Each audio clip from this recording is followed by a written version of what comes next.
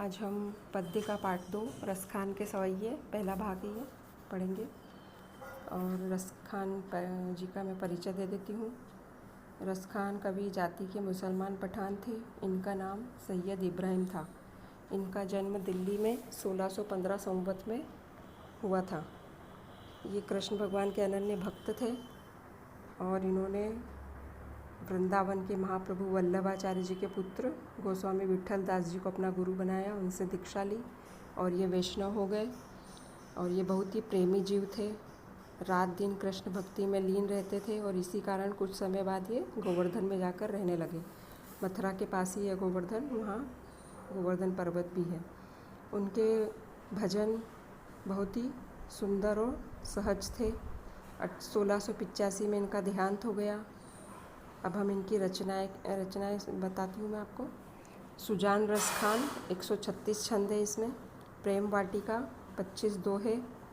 संपूर्ण काव्य कृतियाँ कृष्ण प्रेम की ही थी। इन्होंने जितने भी काव्य लिखे वो सब क्या थे? कृष्ण भक्ति के थे। इनका भाव पक्ष है अनुभूति की तीव्रता, सहज सरलता के कारण इनका कृष्ण भक्ति में विशिष्ट स्थान है।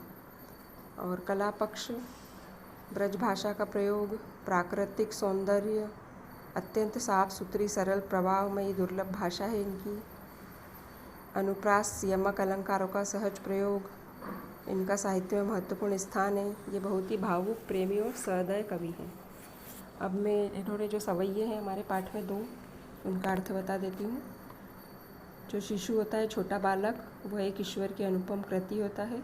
बाल सुलभ चेष्टाएँ जैसे निश्चलता, स्वच्छंद, चंचल, निष्कपट और मनभावन होती है। छोटे बच्चे कभी भी कुछ भी उनके अंदर बुराई नहीं होती, वो भगवान का स्वरूप होते हैं। कवि कृष्ण के बाल स्वरूप का चित्रण करने को विवश हो गए, क्योंकि कृष्ण ने उन्हें इतना आकर्षित कर लिया था कि वे दिन भर कृष्ण भगवान के ही भजन गाया करते थे। गोपी स्वयं रसखान अपने आप को बोल रहे हैं। गोपी आज सुबह से नंद बाबा के घर जाकर देखती है कि मैया यशोदा अपने कान्हा को मालिश कर रही है, नहला रही है, काजल लगा रही है, उसकी भौहें बना रही है और उसे डिठोना लगा रही है। ये प्रश्न आता है परीक्षा में, डिठोना किसे कहते हैं? जो काला टीका लगाते हैं नज़र से बचाने के लिए, उसे डिठोना कहते हैं। और पालने में झुला रही है और गले में सोने के आभूषण पहने कृष्ण भगवान ने।